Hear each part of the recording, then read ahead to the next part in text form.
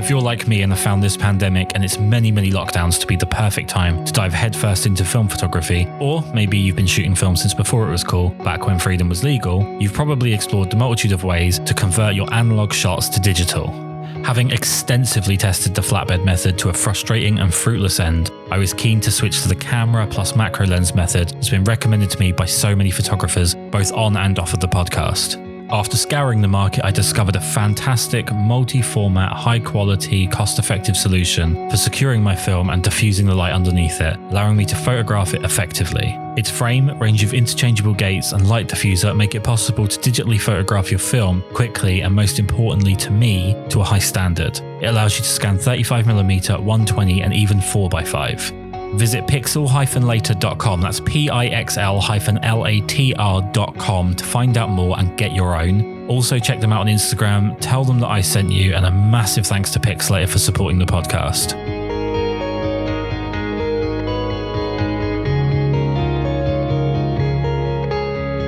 Before we got started, I brought up the fact that I'm in awe of beauty photography in general. I find obviously that the amount of time and skill that goes into each image to be a little bit overwhelming for someone at my skill level. I'm always in awe of people that can produce fantastic work like yours. There's obviously levels as well to photography. People are nervous about getting their first camera, and then they're nervous about photographing their first person. And then there's all of the various levels of being terrified of retouching and so on. And all of that is encompassed in beauty photography, which is terrifying.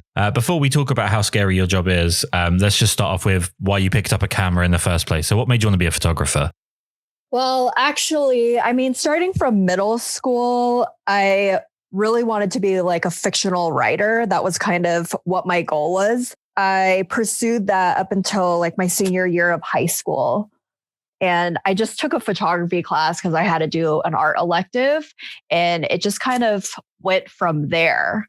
And I was kind of at that point where I had done so much writing and really concentrated on English. And I don't know if it just kind of fizzled out or I just decided to take it into another creative direction. So I just took a class and I kind of just fell in love with it. And from there, just pursued it in college. And that was that. So it was just really, I just stumbled upon it and I just fell in love with it. And I just haven't stopped since then.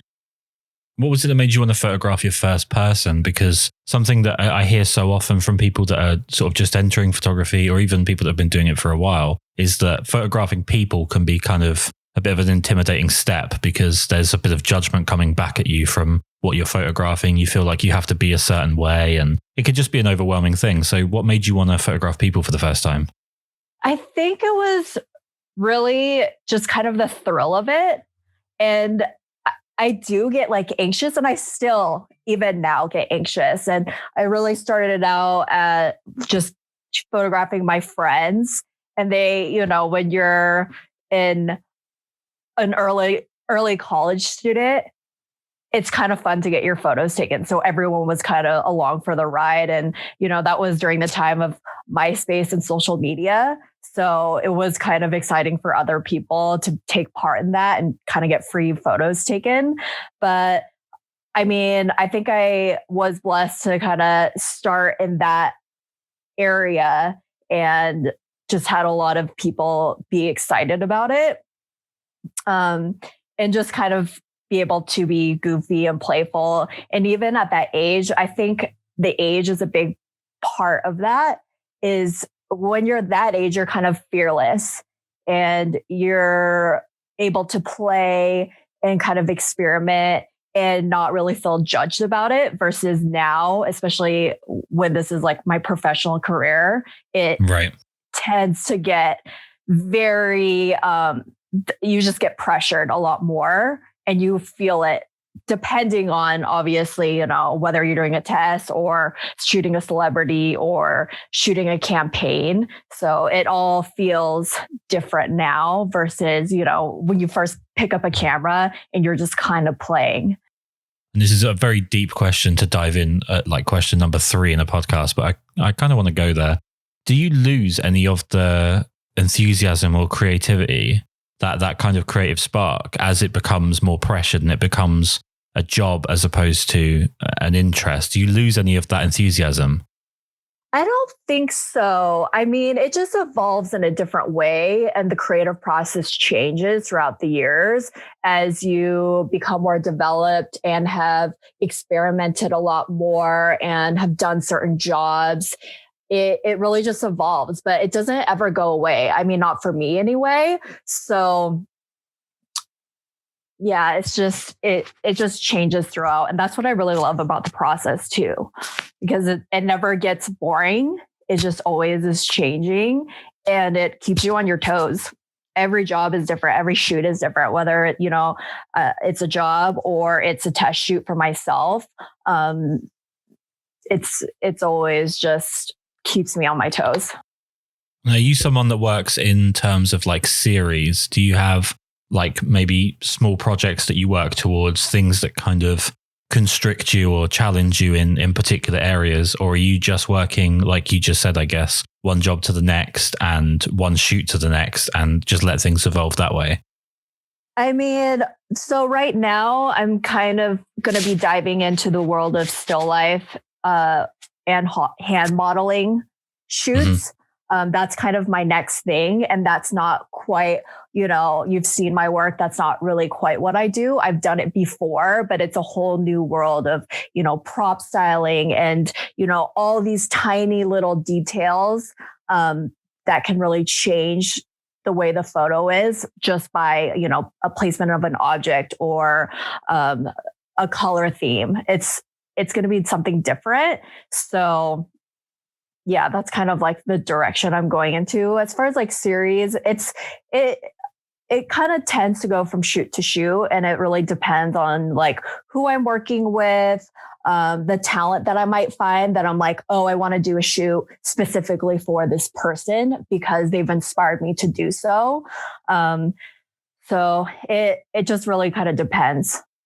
It's just something that's quite interesting to me when people work in a commercial sense is having your own sort of recognizable identity versus being malleable to all different types of clients' wants and being able to do a range of things for different people, because everyone's not going to want the same one thing, or you're going to be very restricted in who your clients are going to be. So it's an interesting balance.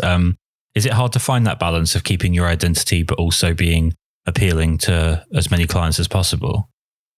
I mean, I tend to find that my clients will hire me based on my test shoots, which is why it's important to always be testing for yourself. Is I usually get hired based on that work, not so much on like my jobs. Like I think they'll see like the jobs as like I can technically accomplish it. Right. But I mean, they see the creativity in the test shoots where I have like that freedom to play and to kind of experiment. So now that I've got the kind of the client side of things out of the way, I want to dive in a little bit on you as a photographer as opposed to you as a business person. Let's start with models. Beauty obviously has a lot of characteristics that are required for various different reasons for what makes a good model. But just in your own words, what are you looking for from a model, especially if you're mentioning test shoots there? What faces jump out at you, or what characteristics of a model jump out at you? I mean, I really love like unique features, like gap in your teeth, or like, I mean, just like a certain unique look. I always look through their portfolios too to make sure that they can move. So are they giving me the same pose? Are they giving me the same like facial expression?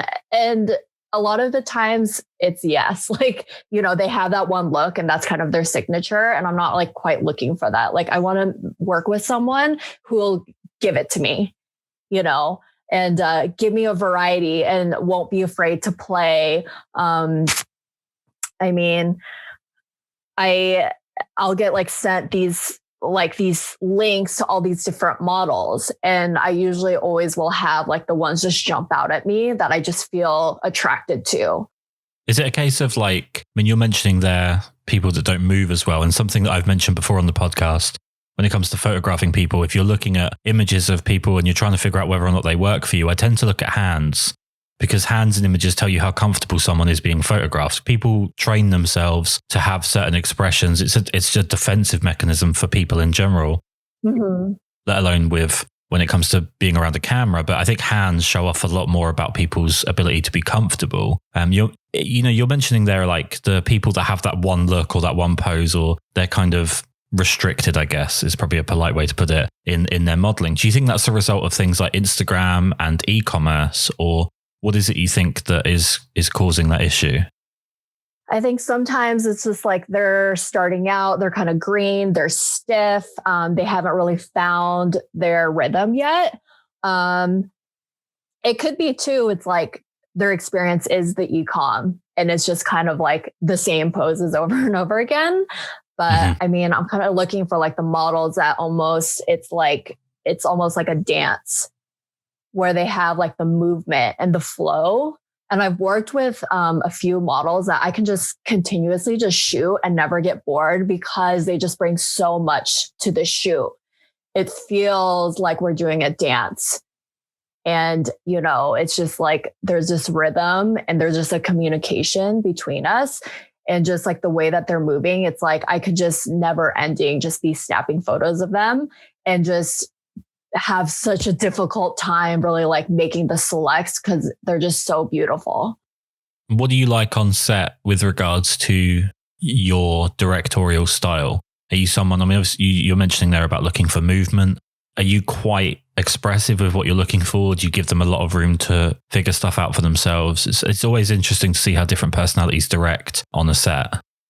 Yeah, my style for direction is more loose. So I try to give them the room to be creative on their own. And I direct them here and there. But I'm not like a photographer that tells them exactly what to do every single shot. But if they kind of need the direction and they're looking to me for it, I'll definitely give it to them. But I like the movement. So I kind of always say, do your thing and I'll follow you. So don't worry about like the pose, just move. In terms of that balance with collaborating with other creators, or if you're working for a brand and you've got someone who's kind of in your ear about how they want things to look, they have a very specific idea of what they're looking for. How do you find dealing out creative control to other people? Because I think that's something that can be a stumbling block for a lot of photographers. They want to retain a lot of control over things. And the more and more I do this podcast and I speak to people that work in commercial industries, the more I realize how much they are at, or how great they are at handing out that creative input and actually working more in a collaborative sense than steering the ship on their own. Yeah, I think your key word is collaborative. It's just, I feel that it's a collaboration and it's best to look at it in that way, And I think if you kind of work well with others, they're going to be more open to your suggestions and your point of view. So even though I'm shooting an assignment and it's pretty specific, people, they're willing to hear your ideas and they welcome your ideas. So it really is like a collaboration. And lighting is obviously a huge factor. It's probably the most overlooked factor, surprisingly, with a lot of people when they first get into photographing people, because they focus so much on the subject, or they focus so much on other slightly less interesting or less important factors, when actually lighting is something that should be the main focus to begin with, in my opinion. One thing that stands out with your work is that there's a beauty photographer that I'm a huge fan of called Julie Kuzmenko, and she talks about celebrity lighting. And I feel like with your work, it has that similar look of just being, definitive enough to cut features out and to really show you great geometry and great shape, but mix that with, the softness of creating a personality there, which is really hard to do. I actually think it's a really underrated skill. How long did it take you to sort of develop your own lighting style? And I guess a follow-up question is a kind of general question for photographers. Are you satisfied with where you are with your lighting, or are you always looking to push it forwards? I'm always looking to push it forward. I consider photography just like a journey. There's no like end destination. So it's like you constantly have to push yourself. You constantly have to explore and experiment with new techniques. Otherwise, it's just like, I don't want work to look the same all the time. So, I mean, and it gets hard too. It's like you have your go-to, and I really have to push myself to not always just go to the go-to, and to be experimenting or like playing with natural light too. It's kind of been my new goal is to, always be finding the light. And I love shooting natural light because of that. It's just like, it's so hard to replicate it with artificial light. It is just has this quality that it's really hard to replicate, but it's just so beautiful and so natural. So I've been really trying to experiment with light and, really push the table that way. I mean, you mentioned natural light there. And again, something that does jump out looking at your work is compared to a lot of beauty photographers, you do use an awful lot of natural light, which is really refreshing to see. It's really beautiful. I have a slight, I think as I mentioned before we started, I have a slight spiteful hatred towards people in California because you actually have sunlight, and being over here in England, I can't quite remember what the sky looks like. But how much more difficult is it for you working in studio compared to natural light? Which one do you feel like you flow better in? Definitely in studio. You have the control. You can basically manipulate it any way that you want. With natural light, it's like, I've planned a shoot I remember specifically, it was a shoot for The Hollywood Reporter, and I was really banking on the natural light. Like, I just was like, it's going to be the shoot. Like, that's how I want the lighting to feel. And guess what? It rained that day, so it's like, you really don't. And it was overcast and it was just so dreary, So it's just obviously studio lighting is always going to be a safe bet. And that's why natural light can be difficult too. It's just like, you really have to scout your location. You really have to check the weather. There's like an app that I use I think it's called Sunseeker. And it like positions, it uses like the compass on your phone to be able to see where the sun is going to be at a certain time of day. So it's like, you really have to watch the sunlight and be at that certain location to know what you're working with. And then be able to also modify the light too, using silks and frames and anything that you might need to achieve the look. Well, in terms of modifiers, that's a route I'd love to go down. And I tend to not talk about gear. It's just something that I think, because when I came up in photography, when I first started sort of finding my way in photography, it's generally speaking, and I obviously can only speak culturally from where I am, but it's generally a lot of very frustrated men that try and buy their way out of bad photos. And I'm sure there's some women thrown in there, but generally speaking, the usernames on the forums are, not feminine. They're usually quite masculine names. And so I've got a bit of an aversion to talking about gear. But when it comes to in-studio and modifiers, are you strictly beauty dish? Do you use any mixtures of hard and soft modifiers? I don't want you to give away any secrets, but what's your thinking when it comes to modifiers?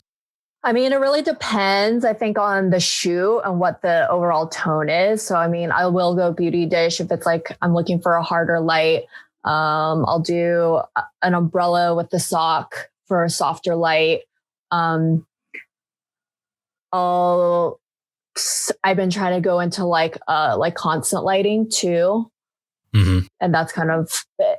So, I mean, it just like depends. It depends on the look that I'm going for. But I usually work around in that area. Is the push towards constant light due to, I know that you do some motion work on your website, there's some wonderful stuff. Is that related to wanting to do some stuff more around video than photography?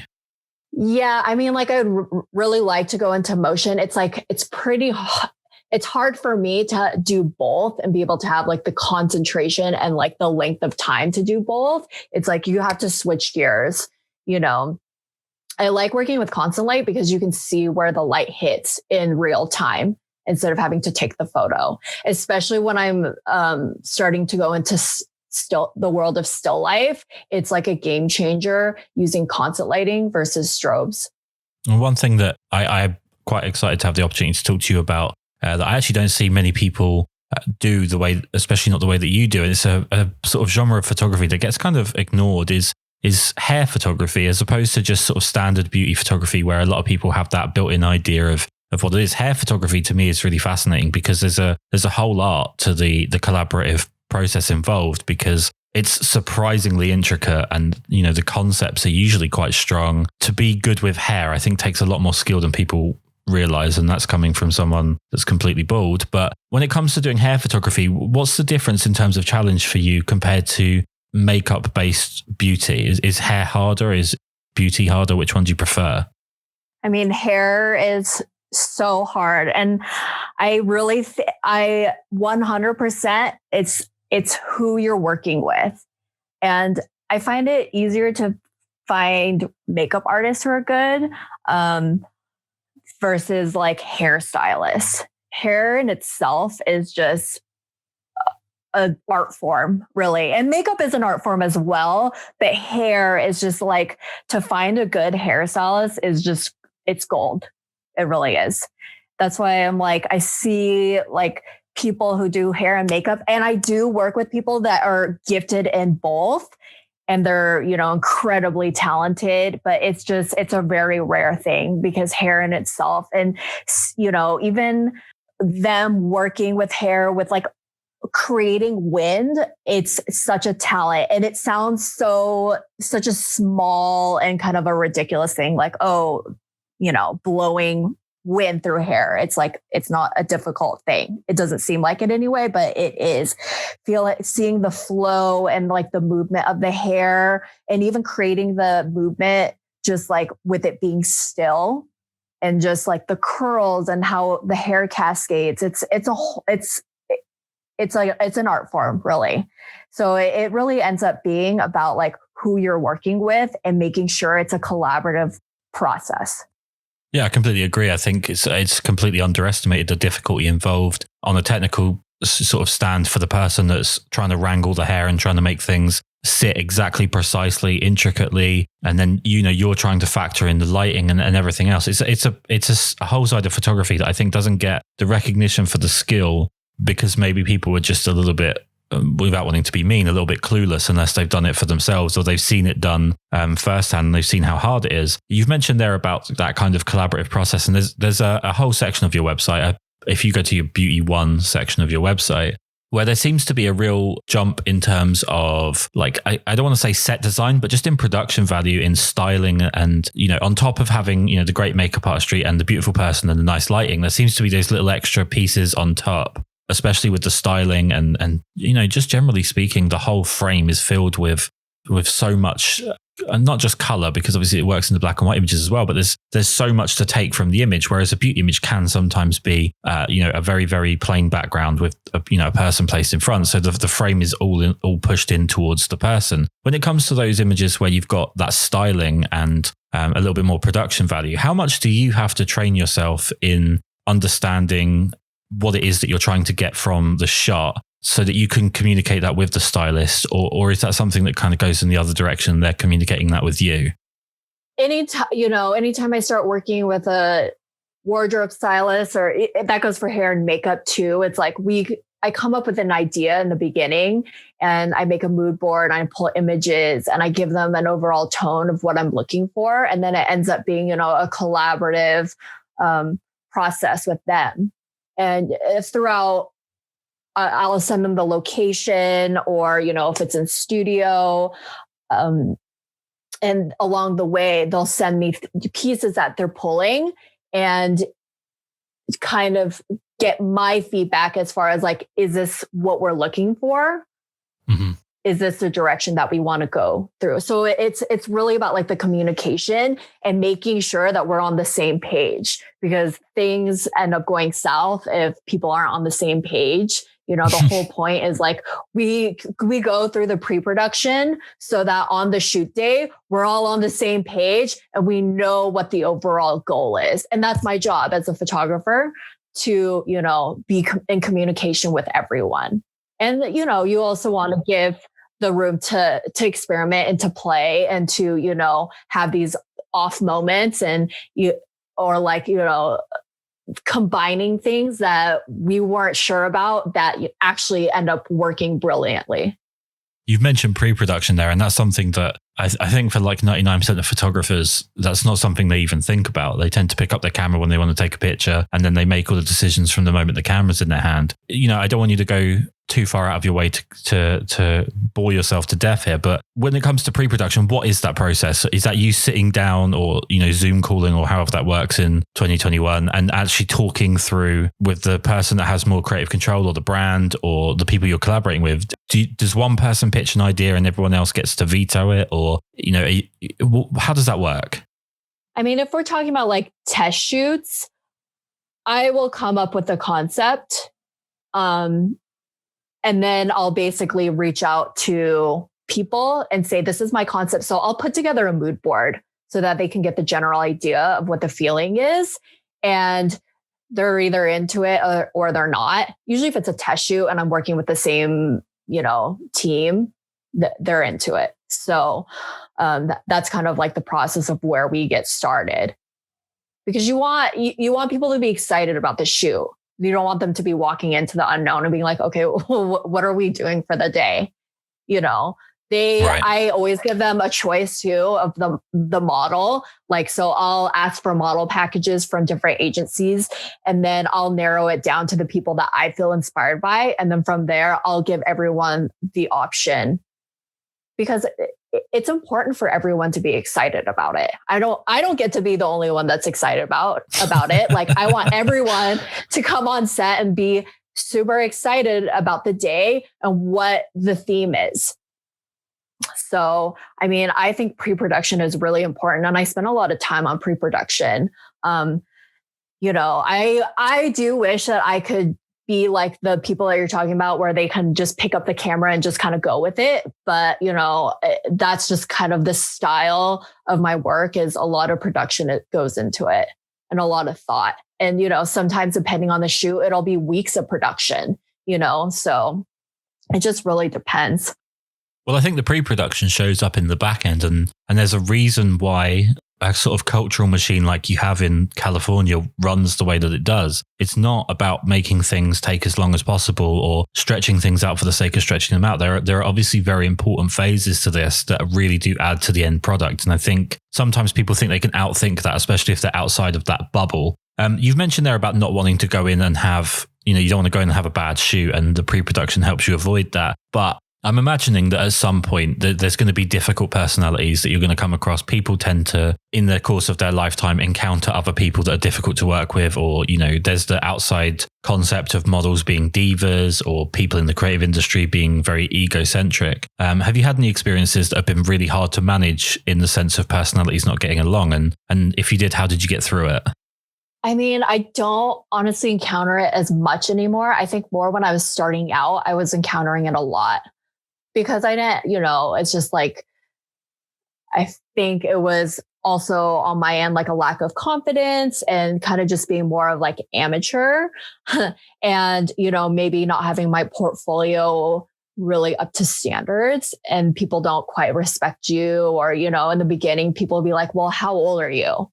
You know, like, well, it's kind of like they already communicate that they don't really trust you and they are doubtful of you. And that really kind of brings down the whole shoot, because it brings down, you know, your mood.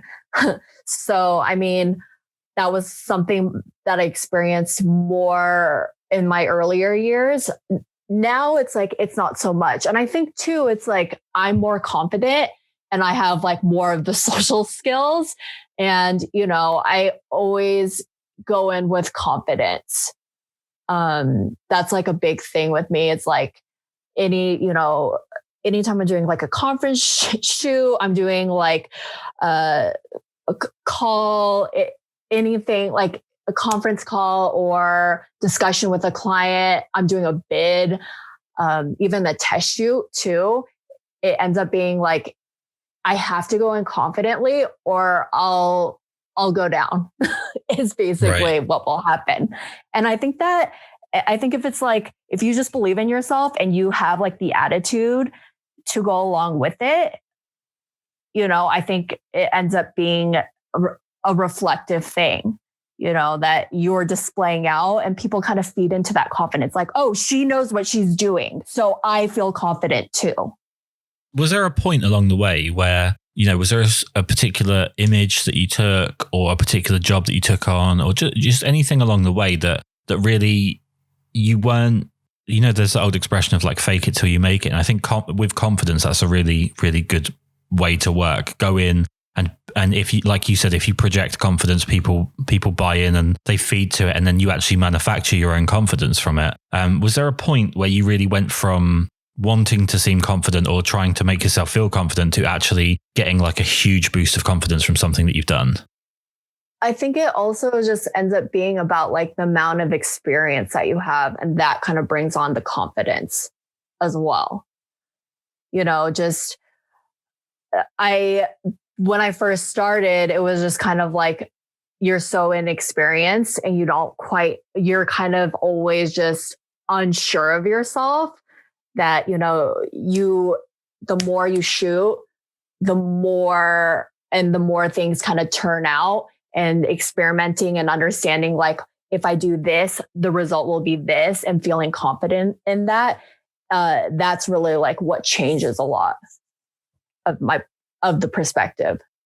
With your test shooting, something that I was told a long time ago before I started the podcast, when I was actually very, very new to working in photography at all, was your portfolio is your shop window essentially. And if you put out stuff that you don't want to be doing, that's all you're going to get booked for. You need to present work that is along the lines of what it is that you want to be doing for a living. Otherwise, you're advertising yourself to do something that's eventually going to grind you out, and you're not going to be enjoying it anymore. When you're doing your test shoots, are you maybe edging them towards things that you would hope to be getting booked for in terms of like concept, working style, lighting, or anything like that? Is it a case of trying to sort of speak it into existence through test shooting? Yeah, definitely. For test shooting, you always should be like shooting for your dream clients. That's like, because like I had mentioned before, like a lot of the times I get booked for my test shoots. So, and with test shoots, you have more room for creativity and more room to do what you want to do versus, someone telling you what they want from you and what they expect. So anytime I'm test shooting, I'm always shooting for a potential client that I'm hopeful for. And that's always kind of how I gear my shoots toward. Have you ever been booked for the wrong job, in the sense of like, it's something I've encountered before, where you get booked for something and then, you in your case, I guess it would be turning up for pre-production, but I've turned up for the job and they've basically want me to become someone that's completely different from my style of work, completely different from anything that I've done previously. And they've almost booked you on the basis that I guess all photographers are just photographers and they're all completely malleable. Have you ever been kind of misbooked? That's an interesting question. I want to say no, which is, I guess, pretty lucky. But I mean, there have been some shoots where I end up shooting like product, and I'm not really like a product photographer, but like I understand lighting and I understand, the styling aspect and composition, and I can kind of just go with it. So I guess in those cases, it has happened, but not to the extreme where like I show up on set and I'm like, wait, what is this? This is not me at all. And I don't know what I'm doing. So luckily it hasn't been quite an experience that I've had to deal with. You mentioned about doing test shoots, the shoots that you're doing in your own time geared towards clients that you'd like to get, sort of shooting for your dream clients or shooting in that direction. I guess this is a general question and it's not really fair to put this on you, but I'm not a very nice person, so we'll give it a go. Do you feel like beauty as a genre of photography, do you think that you could be a beauty photographer as a hobby and never take it as a profession? Because it feels like it's very, very geared towards commercialization and it being a job in itself. Do you feel like it's something that people could do as a hobby without ever having to take it to that next step? It seems, I think you could do anything as a hobby. But for like beauty in particular, it's just kind of like, why would you? It's like you said, it's pretty technical and there's a lot of little details along with the retouching and just like the pre-production and the planning, it almost seems like, I mean, you can do it as a hobby, but it would be a very detailed and difficult hobby to the point it's like, well, why wouldn't you want to fully go into it and that have it be your goal? I'd be buried alive if I didn't talk about retouching with a beauty photographer. Your retouching's fantastic. It's such a touchy subject at the moment because there seems to be a big ethics movement with regard to sort of magazine covers and body positivity and so on. It seems to be a little bit of a lopsided argument because people don't seem to be particularly focused on both possible issues. You know, I really feel like I got to walk on eggshells with this, but in terms of like, you know, your stance on retouching, obviously things have to be clean and clinical and stuff, but do you have any kind of ethical stance on what retouching can and can't be? I mean, I make it a habit to always ask before I shoot. Right. Like the modeling agency, what is issues beauty ready is something I ask a lot. I mean, I don't want to have to retouch someone's whole face because they're, you know, breaking out at that point of time. Mm-hmm. So for me, it's like I would never book a girl who, you know, for a beauty shoot if I'm going to have to completely retouch it. So I've been trying to lean more towards like the minimal, more natural retouching. Yeah. So, I mean, I think there is a slight issue with completely retouching someone's face, you know, in that capacity. And I am into this whole movement right now where, you know, less is more as far as retouching. I think it's important to kind of show that, you know, having acne is not a big deal. And I've been totally, you know, I look at images all day long and seeing like perfect faces, it can be a little daunting, you know, when your skin isn't great and you have to go out in public and you're feeling insecure about it, you know. So this whole movement I think is pretty incredible right now with, you know, body positivity, a lot of acceptance. You know, I think it's an important time right now.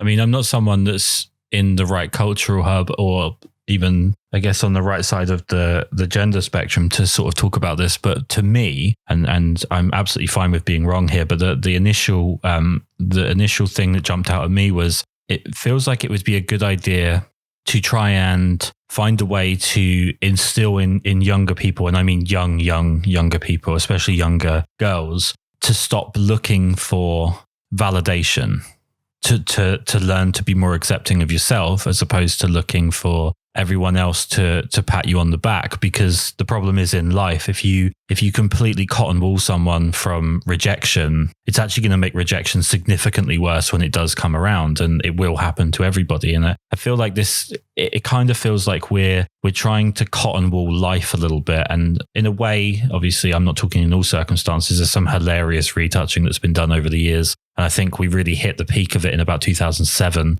Although if you just go on any Instagram search page and you go through and see all of the pictures that are generally taken on Sonys, you get to see some interesting skin tones and liquefying attempts. But it just feels to me like we're focused too much on always needing to protect people from the difficulties that they're going to face in life, because it's only going to make it harder. To me, it kind of feels like similar to what is probably quite a fitting conversation at the moment, which is, you know, if you don't let your kid go and play in mud, you don't let your kid get a little bit sick every once in a while, they don't build up the antibodies. And then when they do get sick, it hits them significantly harder. And I feel like sometimes self-esteem does need help with recovery, and it does need to be knocked down so you can learn to feel better about yourself. And maybe looking away from external factors, people could be a lot happier if they would stop looking for everyone else to kind of manipulate themselves around them, because I don't see that being a long-term solution to the problem. And I think once, you know, all magazine covers start covering the full gamut of possibilities, and once TV shows start doing that and so on, I still think there's going to be that issue when that rejection does inevitably come in the real world outside of, you know, media, that it's going to be hard for them to deal with. And One thing I would say as well is it's an interesting thing that it's not being pushed so much on the male side of things. I don't know about in California, obviously, because I'm in England, but there's obviously some severe mental health problems that are happening on the male end of the spectrum that are just being kind of glossed over. So it's just an interesting kind of discussion, and probably something that's too big for a photography podcast. So I should probably have just curbed that a little bit earlier, but that's fine. In terms of there's a couple of things I do have to jump on, which are very lighthearted, and I basically just want to find out a couple of things for myself here. On your about page, you talk about the things that you enjoy outside of photography, and I do think for anyone that's working in any creative industry, it's good to have something outside of it, because a lot of people, they go from having something as their hobby to making it their job because they love it, and then they don't have an escape. You list two things that really jump out at me, because they're basically the two things that I use as an escape. One being dogs and the other being baking. How important is it for you to have that release and that outside escape from what you're doing in your day-to-day life? Especially like during a pandemic. I mean, the amount that I shot too was so decreased. We're coming up on a year. Like, we started locking down, I don't know about in the UK, about mid-March. Yep, same. And, so, the amount that I've shot has decreased significantly. And I got really sick in May, and I was out for months because of that. But I really had to ask myself the question. My whole world revolves around photography. It revolves around my job. And it's not just like a job to me. I don't really clock out. I'm always constantly thinking about it. Like, what's the next thing? What else do I want to shoot? Oh, this is interesting. So during this time, I've really had to ask myself the question of like, well, what else do I enjoy? And I think I really had a hard time with it. Right. Finding other things that brought me joy besides photography.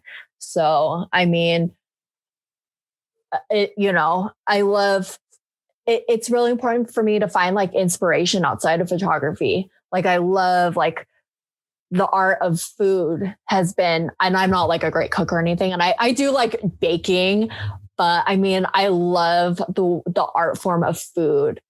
And, right. Seeing the way that how creative people are with food and like different cuisines around the world. It's really inspiring. So, I love watching like Chef's Table is like one of my favorites. I love like hearing the backstory of like how these chefs are creating their dishes and like the ingredients and like where they're sourcing their products. And so that is very inspirational to me. I hobby bake, and I'm like a big foodie. So I love that.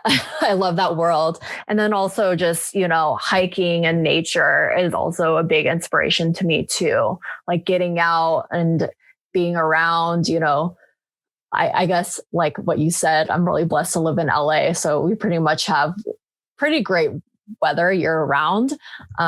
So being able to like enjoy that and soak it in, and going to different places to like hike and be outdoors with my dogs and my husband, it's always amazing. Or doing that with friends as well. You're just rubbing in with the weather now. I feel like you're just picking on me because I'm English, but what's the dogs? What dogs do you have? We have one German Shepherd and a pit bull. Amazing. So names, we've got to have names as well. We've got to have names.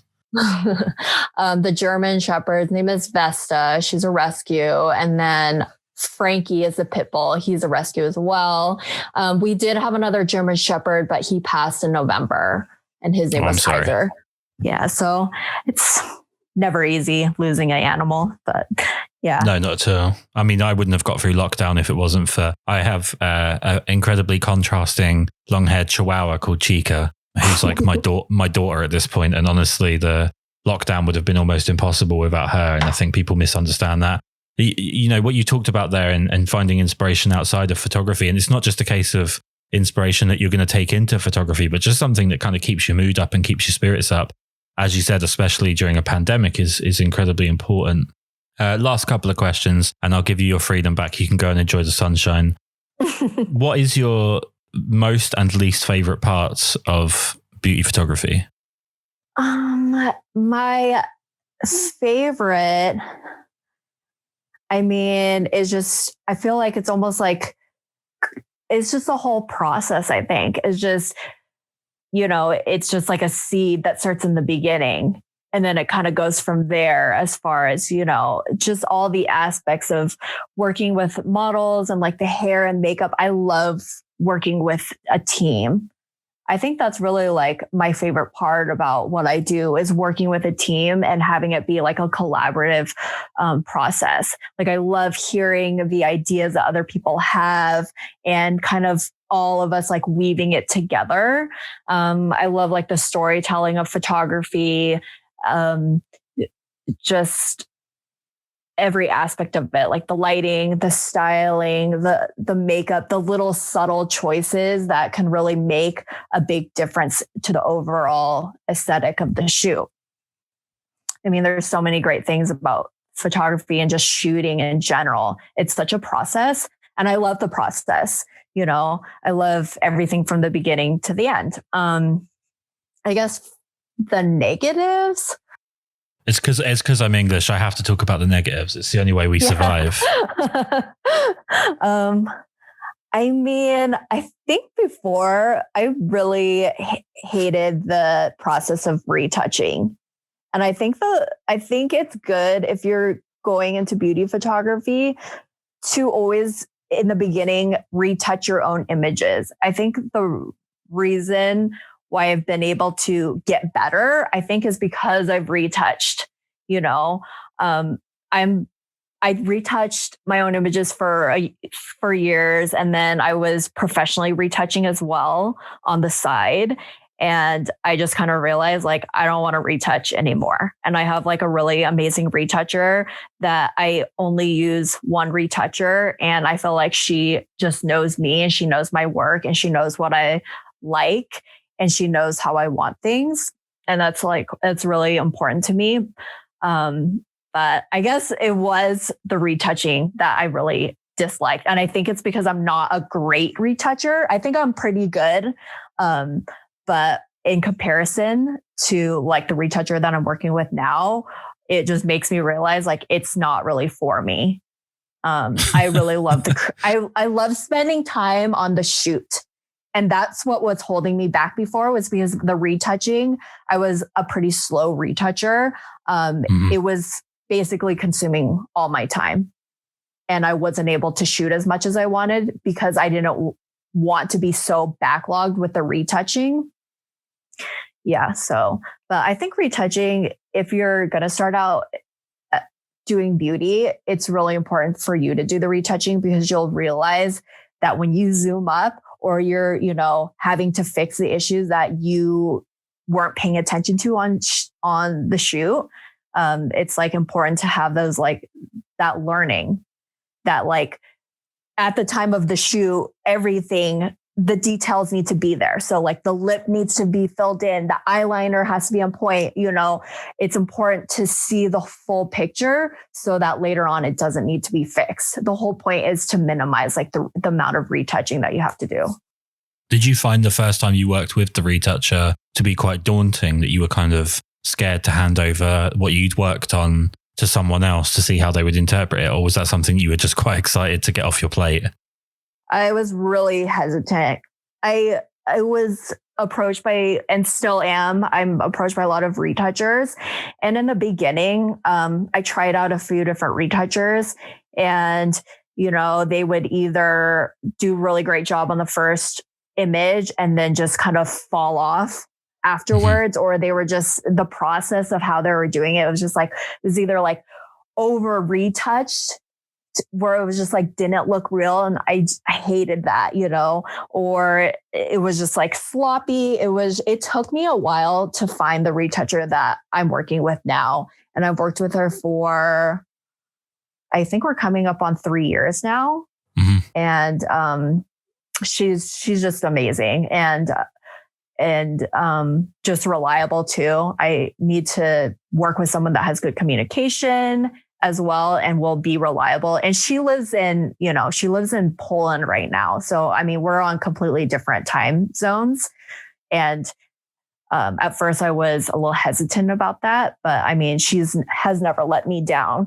In the beginning too, I had this whole idea that if I didn't retouch my images, it almost meant like they weren't as much mine. And I think I had to let that go because it's really not true. And I think that people do feel like that, like, oh, if I have someone else retouch my images, it's like, it's not my image anymore. Like I didn't work as hard on it or some kind of idea like that. And it's just something that eventually you just kind of have to let go.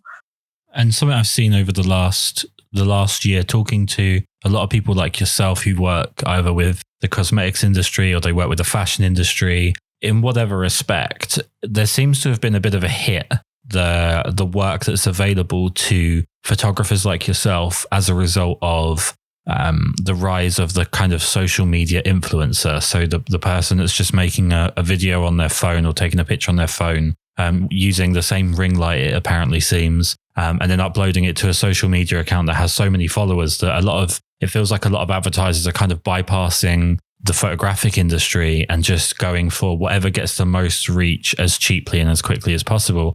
Is that something that you think is like detrimental to the industry? And is it something that's actually affected you in the work that you do? I don't think it has affected me. I think it's just a different, I can see why people are using like influencers and their images as advertisement.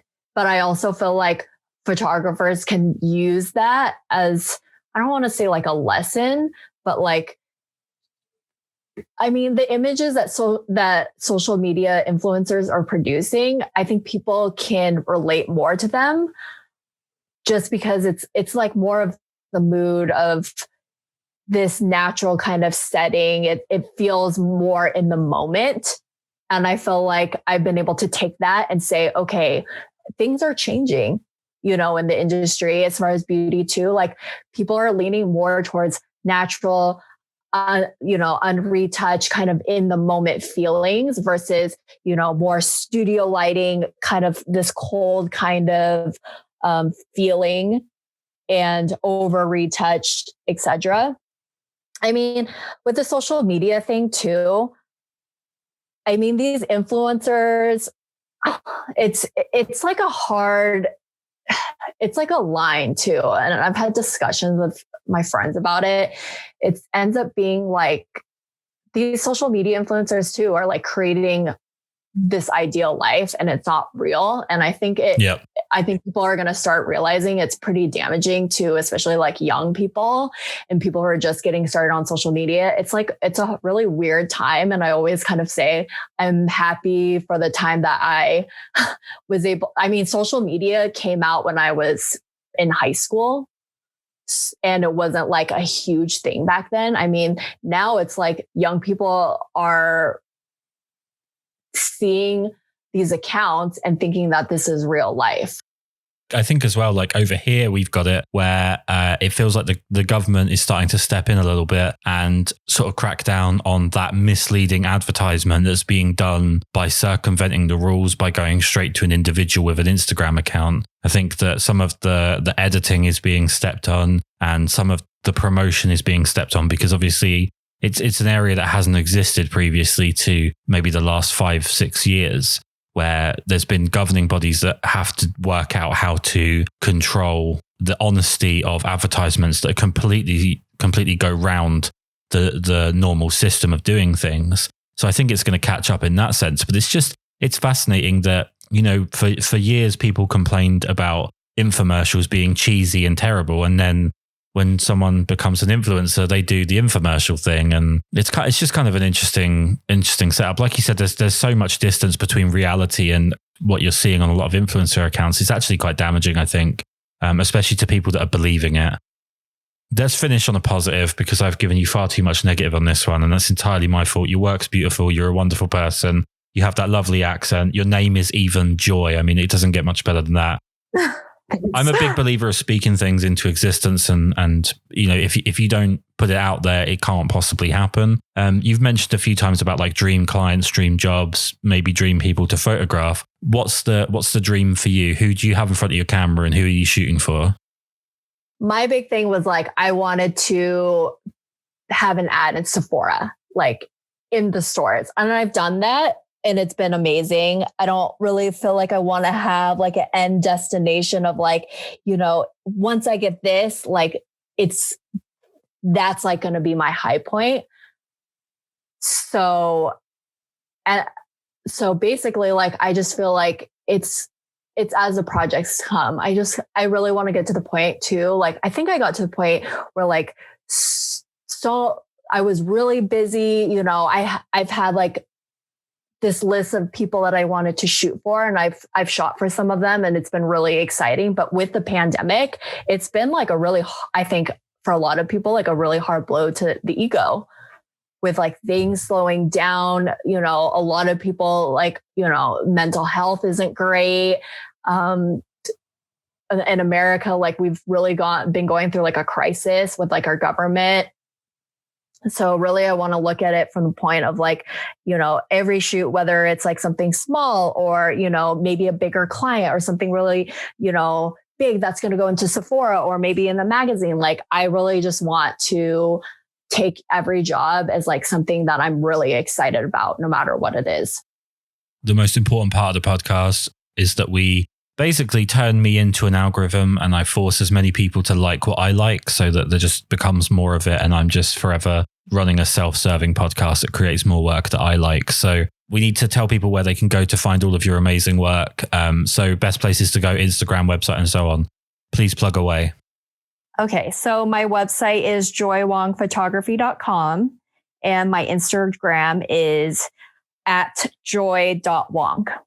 Thank you so much for taking the time to do this. I actually have it written in my notes not to use the word joy as an adjective, but you have been a joy. Thank you so much. Thank you so much.